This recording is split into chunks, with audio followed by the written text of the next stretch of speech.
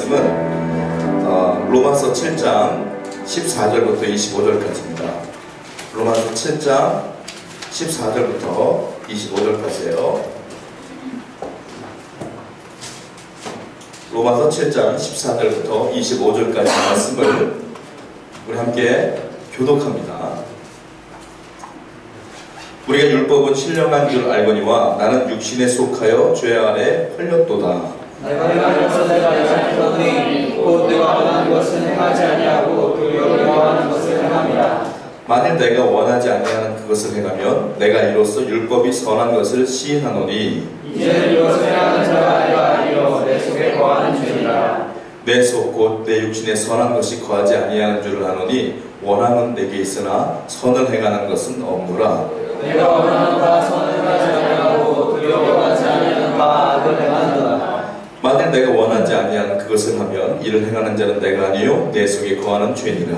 그러므로 내가 한 법을 깨달으니 곧 선을 행하기 원하는 나에게 악을 하게 있는 것이로다. 내 속 사람으로는 하나님의 법을 즐거워하되 내 지체 속에서 한 다른 법이 내 마음의 법과 싸워 내 지체 속에 있는 죄의 법으로 나를 사로잡는 것을 보는도다. 오호라 나는 공고한 사람이로다. 이 사망의 몸에서 누가 나를 건져내랴. 우리 주 예수 그리스도로 말미암아 하나님께 감사하리로다. 그런즉 내 자신이 마음으로는 하나님의 법을 육신으로는 죄의 법을 섬기리라. 아멘.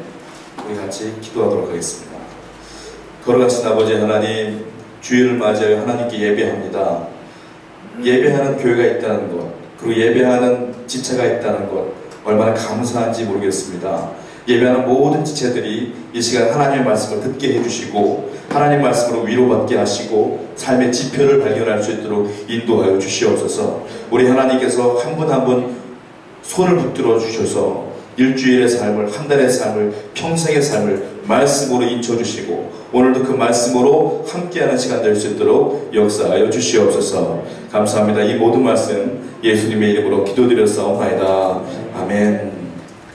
로마서를 우리 함께 묵상하고 보고 있습니다. 오늘은 7장 14절부터 25절까지의 말씀을 읽는데 뭐 다른 건 모르겠고요. 여러분들이 많이 들어봤던 말씀은 아마 24절 말씀일 것 같아요. 오호라 나는 곤고한 사람이로다. 이 사망의 몸에서 누가 나를 건져내랴. 이거 혹시 못 들어보셨다면 성경을 진짜 안 읽어보신 거예요. 이 말씀이 이 장에서 제가 볼 때 아마 제일 유명한 구절이 아닐까 생각이 드는데요. 오늘의 제목은 내면의 전쟁입니다. 내면 속의 전쟁. 내면 속에 우리가 내면 속에 전쟁이 일어나고 있다. 이 부분을 살펴보려고 하는데요. 중국의 철학자 가운데 왕양명이라는 분이 계셔요. 근데 이분에게 제자가 여럿이 있습니다. 어느 날 그 제자가 이 왕양명이라는 스승을 찾아와서 묻습니다. 스승님, 지금 이 세대가 도적이 굉장히 많은 시대인데 이 일을 어쩌면 좋습니까? 스승님은 어떤 지혜를 우리에게 주실 수 있겠습니까? 물었어요. 그때 이 스승이 뭐라고 말하냐면 나도 알고 있지만 나에게는 그보다 더 큰 문제가 있다. 그 문제가 무엇입니까? 물어봤어요. 그 문제는 바로 내 마음속에 있는 도적을 잡는 것이다. 이렇게 얘기했대요. 또 시간이 흘렀어요. 또 다른 제자가 묻습니다. 스승님, 이 세대는 전쟁이 너무도 많습니다. 죄 없는 사람이 너무 많이 죽어나가고 있어요. 이 일을 어쩌면 좋습니까? 라고 물었을 때 스승이 또 이렇게 얘기를 해요. 나에게는 더 큰 문제가 있단다. 도대체 그 문제가 무엇입니까? 물었을 때 이 왕양명이라는 스승이 뭐라고 말하냐면 그것은 내 마음속에 있는 전쟁에서 내가 승리하는 것이란다. 이렇게 얘기했다고 그래요. 즉 이 왕양명이라는 철학자는 알다시피 내면 속에 있는 것들을 중요하게 생각했던 것 같아요. 그래서 이분이 성경을 몰랐겠지만 아마 성경적인 것 같아. 굉장히 제가 볼 때 이 내면적이 더 중요하다는 것을 말하고 있어요. C.S. 루이스라고 하는 기독교 변증학자가 있잖아요. 여러분들 서적도 많이 읽어보셨을 거예요. 그분이 이 세대를 향하여 뭐라고 말씀하시냐면 이렇게 말하고 있어요. 지금은 구도의 마음, 구도의 생각을 잃어버린 세대이다 라고 말했어요. 그게 무슨 말입니까? 진리를 찾고 진리를 향하여 나아가고자 하는 그런 마음들이 사라지고 있는 세대다. 어쩌면 이 교회에 앉아있는 여러분들조차도 이 구도의 마음, 진리를 찾아 헤매는 마음, 전의, 거룩하게 살려고 하는 전의가 상실되어 있을지도 모르겠어요. 무조건 편안한 것 찾기를 원하고 적당히 신앙생활을 원하고 타협하기를 원하고 그러진 않는가 싶어요. C.S. 루이스는 그렇게 말하지 않았어요. 종교는 무엇이냐? 기독교는 무엇이냐? 하나님을 믿는 것은 무엇이냐? 전쟁을 치러야 된다는 거예요. 영적인 거룩한 전쟁을 치르면서 거룩하게 살아가는 것이 하나님이 원하시는 것이 아니냐. 이 전의를 상실했다면 다시 전의를 불태워라, 이렇게 말하는 거예요. 그렇죠. 옛날 성도님들 보세요. 나의 어머니, 나의 아버지들 보세요. 거룩하게 살려고 애썼던 그 모습들을 기억하십니까? 저는 기억이 나요. 요즘 신앙인들을 보세요. 좋은 것, 편안한 것, 적당히 종교생활 영위하며 내 가족들 챙기며 내가 원하는 것 하며 적당히 살아가지 않나요? 여러분, 종교는 그런 게 아니에요. 신앙은 그게 아니에요. 이 땅에 하나님이 적당히 살라고 보낸 게 아니에요. 우리는 영적인 전쟁을 치르며 거룩하게 살아야 될 책임이 있어요. 여러분, 그런 마음으로 살기로 결단하는 시간이 되기를 축원드립니다. 에피소드 하나 말씀드릴게요. 정말 재미없는 에피소드예요. 근데 필요하기 때문에 말씀드려요. 어떤 분위기 있습니다. 북한과 남한을 비교를 합니다. 이렇게 말해요, 교관에. 야, 공군은 북한이한테 안 된다.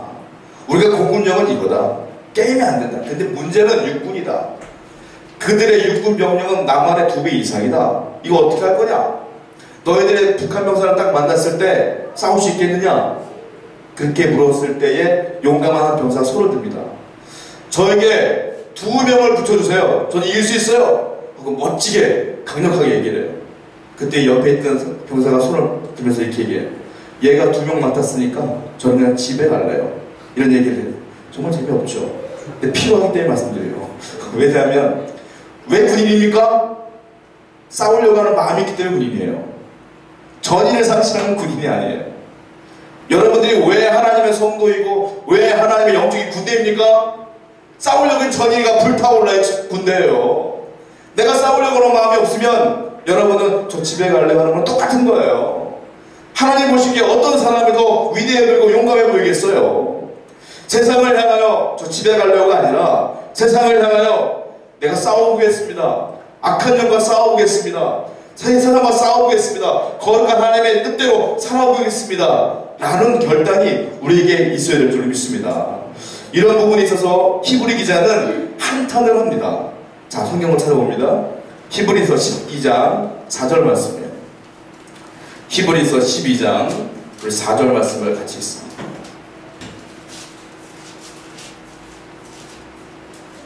히브리서 12장 4절이에요. 읽습니다. 시작. 너희가 죄와 싸우되 아직 피 흘리기까지는 태어나지 아니하고. 다시 한번 읽을게요. 시작.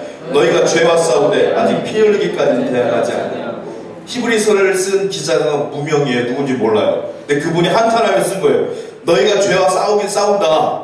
그런데 아직 피 흘릴 때까지는 싸우지 않는구나. 우리는 피 흘려 가면 이겨야 되는데 적당히 고통스러우면 그만두는구나. 한탄하고 있는 거예요.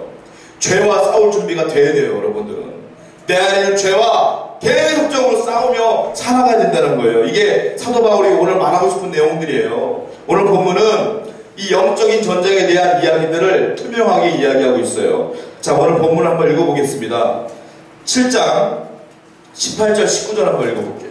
18절과 19절입니다. 시작. 내 속 곧 내 육신에 선한 것이 거하지 아니한 줄을 아노니 원함은 내게 있으나 선을 행하는 것이 없노라. 내가 원하는 바 선은 하지 아니하고 도리어 원치 아니하는 바 악은 행하는도다.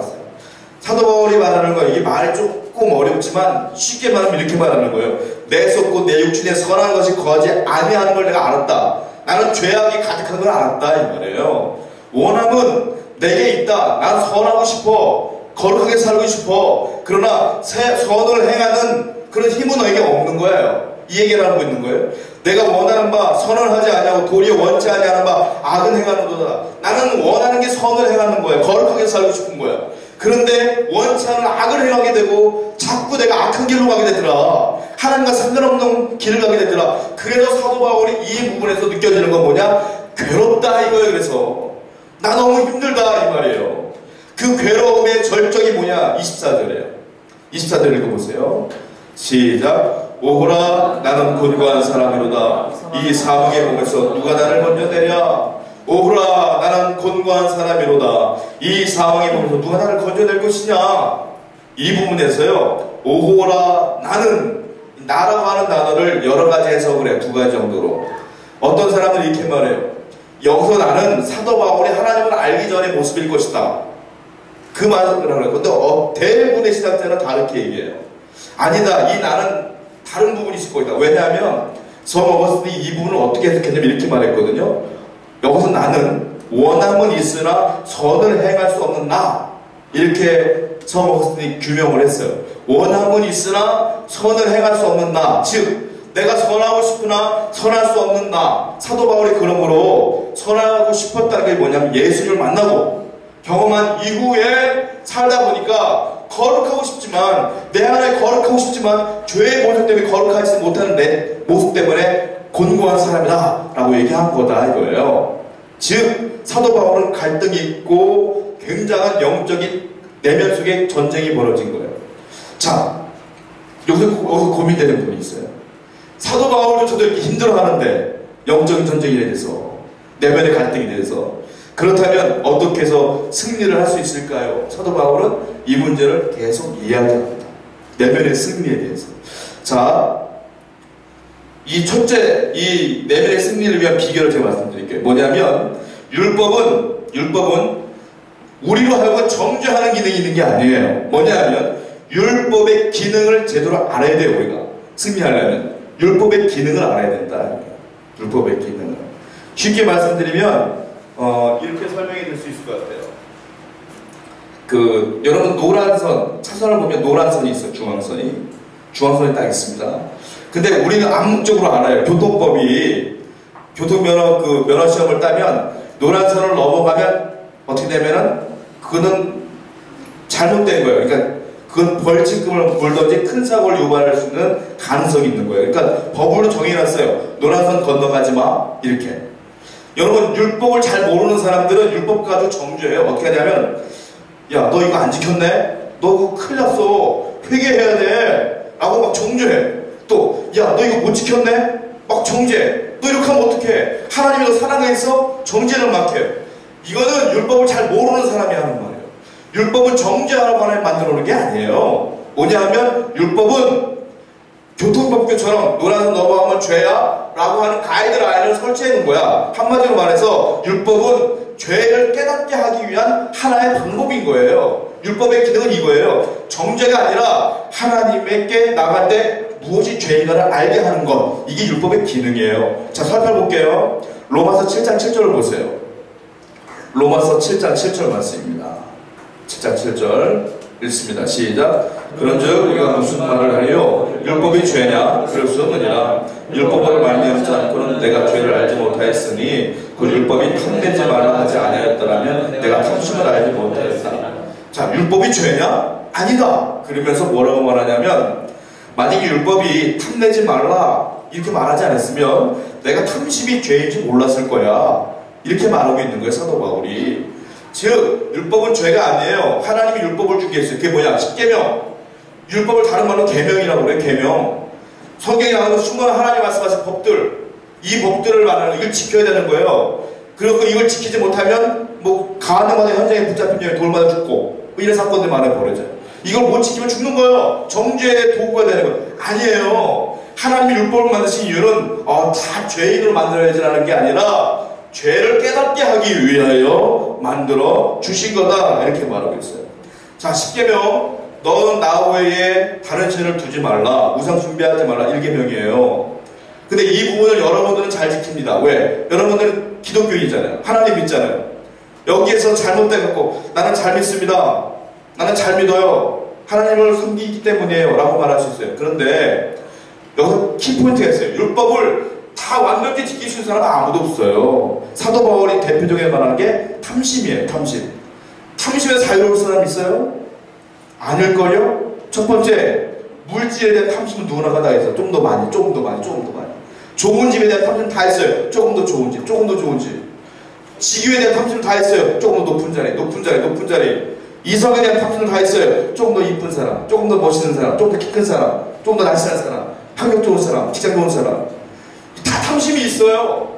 탐심에서 벗어날 수는 없어요. 그러니까 만약에 율법으로 내가 잣대를 대면 저도 여러분도 다 죄인이고 다 하나님께 고개를 들 수가 없어요. 사도 바울이 말한 게 이거예요. 율법은 정죄의 도구가 아니다. 하나님의 죄를 깨닫게 하는 도구다. 이렇게 말하고 있는 겁니다. 로마서 7장 13절 한번 또 읽어볼게요. 13절입니다. 시작. 그런즉 선한 것이 내게 사망이 되었느냐? 그럴 수 없느니라. 오직 죄가 죄로 드러나기 위하여 선한 그것으로 말미암아 나를 죽게 만들었으니 이는 계명으로 말미암아 죄로 심히 죄되게 하려 함이라. 이게 무슨 말입니까? 맨 마지막 중에 보니까 계명으로 말미암아 죄가 심히 죄되게 하려 함이니라. 계명은 율법이라고 그랬잖아요. 율법으로 말미암아 죄가 심히 죄되게 하려 함이라. 즉 이것이 죄인 걸 깨닫게 하려 함이라 이 말이에요. 즉 율법은 죄를 깨닫게 하는 방법인 거예요. 내면의 승리를 하기 위해서는 율법은 하나님의 죄를 깨닫게 하는 것이다 라는 기능을 제대로 알아야 돼요. 자, 뭐든지 제가 말씀드렸던 것처럼 율법 안에 하나님 말씀 앞에 딱 섰을 때 완벽한 사람은 아무도 없습니다. 근데 이 부분을 잘못된 개념을 갖고 있는 사람들이 누구냐? 바리새인들이에요. 예수님이 바리새인 진짜 싫어했어요. 꾸짖었어요. 왜냐하면 바리새인들은 우리보다는 잘 지켰어요. 우리보다는. 그들은 금식도 했고요, 물절도 잘 드렸고요, 기도도 꼬박꼬박 하루에 3번씩 했고요. 그들은 범인보다, 일반인보다 잘했어요. 그래서 그들이 어깨가 우쭐했고 교만해졌고 자만해졌고 이만하면 내가 거룩하지 라고 생각했어요. 아니라는 거예요. 사도 바울은 내가 율법을 딱 제대로 만나보니까, 하나님 말씀을 제대로 만나보니까 완벽히 지킬 수가 없더라 이거예요. 사도 바울은. 근데 사도 바울이 봤을 때 바리새인들은 어설프게 지켜놓고 교만해지니까, 율법을 제대로 못 만나면 자기 프라이드만 강해져요. 율법을 제대로 만나면 고개를 들 수가 없는 거예요. 하나님 앞에. 그러니까 예수님이 사도 바울이, 예수님이 바리새인들을 그렇게 싫어했던 이유가 하나가 바로 이거예요. 내가 말씀 앞에 이 정도면 괜찮아, 이 정도면 잘하는 것 같은데 라는 교만함이 있었기 때문에. 저나 여러분들이나 이 세상을 떠날 그날까지 하나님께 잘한 거 하나도 없는 거예요. 늘 겸손하기를 바랍니다. 주님을 늘 찾고 기도하며 겸손하게 살아가시길 축원드립니다. 자, 7장 9절 한번 다시 한번 읽어볼게요. 9절 말씀이에요. 시작. 전에 율법을 깨닫지 못했을 때는 내가 살았더니 계명이 이르면 죄는 살아나고 나는 죽었다. 이게 사도 바울의 마음이에요. 내가 율법을 깨닫지 못했을 때는 내가 살았다, 내가 잘하는 줄 알았다. 그런데 계명이 이르렀다, 내가 율법을 말씀을 제대로 만났더니 죄는 살아나고 나는 죽었다 이거예요. 즉 하나님, 나는 아무것도 할 수 없네요. 내가 해보려고 했더니만 죄의 본성이 드러나네요. 나는 죄인이여 죽었어요 라고 표현하는 게 맞다 이거예요. 사도 바울은 나는 죽었어요 라고 하는 겸손함이 하나님 말씀을 제대로 만난 사람이다 이렇게 말하고 있는 거예요. 세우는 가족 여러분, 우리는 무조건 겸손하시길 축원드립니다. 할렐루야. 제가 딱 그때 꼴보기 싫은 게 있어요. 경섭이가 건호를 봤을 때 못마땅한 게 있어요. 분명히 건호는 이준현을 볼 때 못마땅한 게 분명히 있어요. 그런데 그걸 보면서 왜 이렇게 살아? 왜 이러지? 이러면 안 된다는 거예요. 왜? 너나 나나 말씀 앞에 쓰면 우린 무조건 죄인이다. 우리 무조건 겸손해야 될 줄을 믿어요. 할렐루야. 그러니까 우리는 세우는 가족 공동체는 무조건 수용, 무조건 스펀지가 돼서 다 이해할 줄 알아야 돼요. 이게 사랑의 공동체가 아닐까요?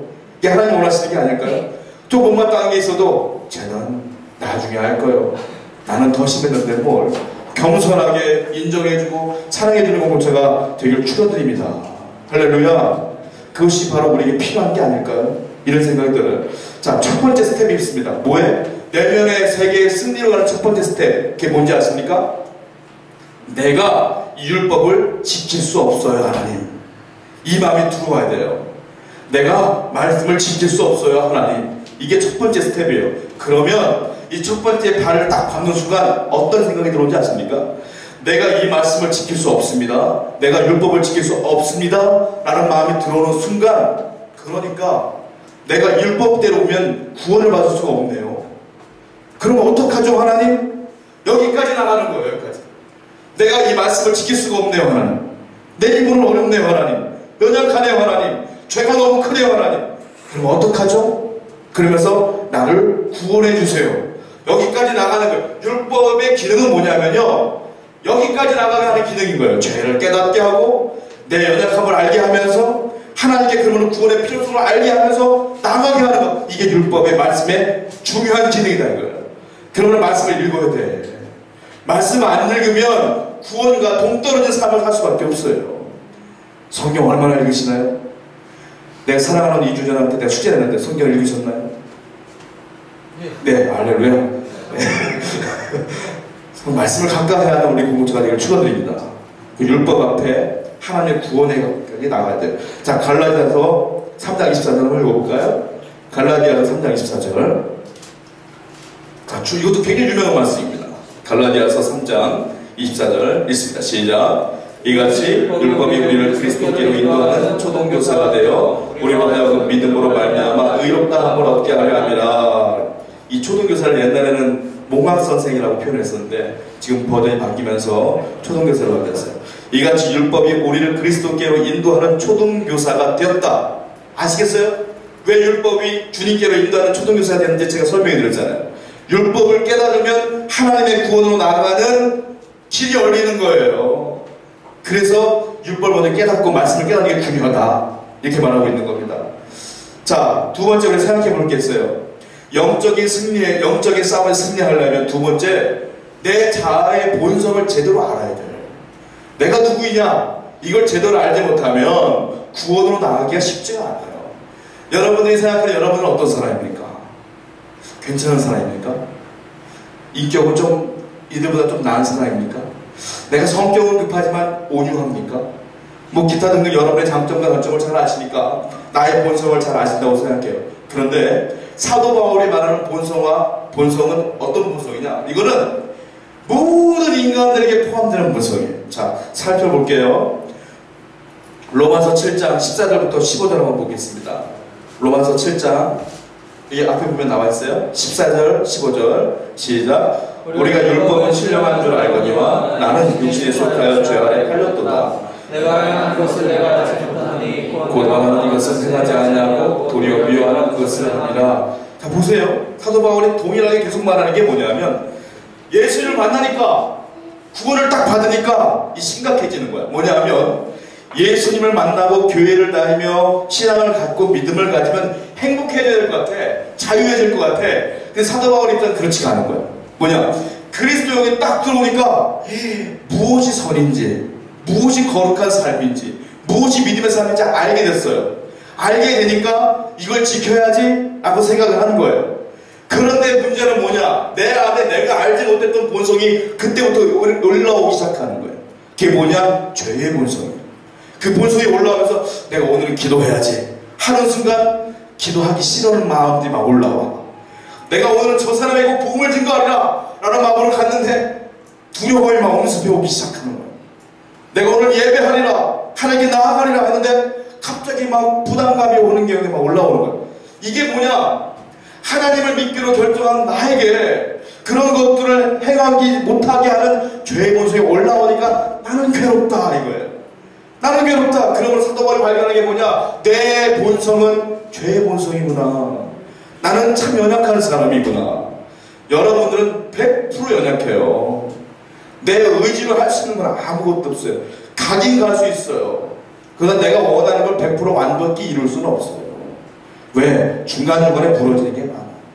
하나님께서 원하시는 건 이 본성을 깨닫는 게 중요하다. 여러분, 내가 죄 짓고 죄 짓지 않는 게 중요한 게 아니라 이 본성을 깨닫는 사람은 겸손할 수 있어요. 나는 원래 죄인이야 라는 걸 깨닫는 거예요. 자, 우리가 생각해 볼 필요가 있는 게요. 로마서 7장 17절 읽었나요? 아니죠? 한번 더 읽어보겠습니다. 로마서 7장 17절 말씀입니다. 시작. 이제는 이것을 행하는 자가 내가 아니요 내 속에 거하는 죄니라. 사도 바울이 명확하게 얘기합니다. 이렇게 악한 일을 행하는 건 내가 아니야. 나는 선하게 살고 싶어. 믿음 생활 잘하고 싶어. 근데 이렇게 되는 건 내 속에 거하는 죄가 그러는 거예요. 여러분, 이렇게 말하고 있는 거예요. 그러니까 여러분들 스스로 정죄하지 말아요. 왜 나는 연약하지? 나 이렇게 부족하지? 아니에요. 원래 우리는 하나님께 나가기 힘든 존재들인 거예요. 원래 예배하기 힘든 존재들인 거예요. 사도 바울이 그걸 얘기하고 있는 거예요. 그러면 연약함을 인정하라 이거예요. 난 부족하다는 걸 인정해라 이거예요. 인정할 때 기도하게 되고 인정할 때 주님을 찾게 된다 이거예요. 그걸 계속 얘기하고 있어요. 이 세상에서 거룩한 사람은 아무도 없어요. 자, 18절 한번 또 읽어볼게요. 7장 18절 시작. 내 속 곧 내 육신에 선한 것에 거하지 아니하는 줄 아노니 원하건 내게 있으나 선을 행하는 것은 없도다. 또 깨닫는 거예요. 내가 원하지만 선을 행하는 행함은 없구나. 행할 수 없구나 라고 계속 얘기하고 있어요. 자, 여러분들 제가 로마서 1장부터 7장까지 넘으면서 제가 잠깐 요약해 드릴게요. 1장부터 5장까지는 어떤 내용이었느냐면 구원은 행함으로 이루어지는 게 아니다 그랬어요. 내가 착하게 살면 구원되는 게 아니에요. 구원은 내가 십자가에 달려 죽으신 예수 그리스도를 믿음으로써 구원을 얻는 거예요. 할렐루야. 내가 조금 덜 살아도 조금 착하지 않아도 믿음을 갖고 살면 구원을 얻는 거예요. 그게 1장부터 5절까지 내용이에요. 자, 그렇다면 이걸 칭의라고 하는데 내가 의롭지 않지만 의로운 자는 칭해지는 거예요. 칭의에 하나님께 들으시는 거예요. 그럼 나는 예수를 믿기로 결정했어요. 믿었어요. 내 힘으로는 불가능한 걸 깨닫는 거죠. 자, 6장, 7장 넘어가면 또 하나 깨닫는 게 있어요. 사도 바울이. 뭐냐? 그렇다면 내가 구원을 얻었으니까 이번에는 거룩하게 살아봐야지. 착하게 살아봐야지 라고 생각하며 율법과 말씀을 지키며 살아봤어요. 사도 바울이. 결론이 뭐예요? 이것도 지킬 수 없구나 라는 깨닫는 거예요. 즉 구원도 나의 힘으로는 안 되는 거예요. 믿습니까 여러분? 구원은 내가 믿음으로 되는 거예요. 할렐루야. 그렇다면 또 다른 사도 바울이 말하는 건 뭐냐면 내가 착하고 거룩하고 신실하게 사는 것, 청결하게 사는 것도 내 힘으로 안 돼. 할렐루야. 내가 할 수 있는 건 아무것도 없는 거예요. 이걸 다른 말로 뭐냐? 우리 성경제자는 4대 표제가 있어요. 뭡니까? 중생, 성결, 신유, 재림이에요. 중생은 뭐냐? 내가 믿음으로 구원받는 거, 이 중생이에요. 내가 믿음으로 구원받는 거예요. 성결은 뭐냐? 성화의 과정이에요. 즉 내가 믿는 사람으로서 거룩하게 살아가는 것, 말씀도 지키며 복음도 증거하며 기도도 하며 참으며 인내하며 성령의 9가지 열매를 맺어가며 사는 것, 이 성화인데 이것도 나의 힘으로 안 된다는 거. 이게 사도 바울이 말합니다. 즉 중생도 안 돼요. 성결도 안 돼요. 다 하나님의 은혜로만 되는 거예요. 그러니까 여러분들이 연약하고 부족하고 내가 왜 이러지? 아이고 왜 이러지? 왜 이러지? 할 필요가 없어. 원래 못해. 원래 우린 못해. 원래 우리는 못하기 때문에 주님의 힘을 의지해야 되는 거예요. 할렐루야. 이걸 지금 사도 바울이 말하고 있는 겁니다. 자, 그렇다면 여기 중요한 두 번째 스텝이 뭔지 아세요? 첫 번째 스텝은 뭐라고 그랬어요? 율법을 죄를 깨닫는 기둥으로 알면서 그렇다면 구원을 해주세요 라고까지 나가는 것이 첫 번째 스텝이라면, 두 번째 스텝은 뭐냐면 하나님 율법도 내가 지킬 수 없네요. 이걸 아는 게 또 두 번째 스텝인 거예요. 결국 이것도 저것도 못하네요 라는 것이에요. 자, 세 번째는 그렇다면 이걸 깨닫는 거예요. 내면의 승리를 위해서는 예수 그리스도의 구원을 아는 것, 이것이 마지막 승리의 비결이에요. 내가 주님을 믿음으로 구원받는 것. 이게 로마서 7장 25절에 나와 있거든요. 로마서 7장 25절 한번 읽어봅시다. 시작. 우리 주 예수 그리스도로 말미암아 하나님께 감사하리로다. 그런즉 내 자신이 마음으로는 하나님의 법을, 육신의 죄의 법을 숨기노라.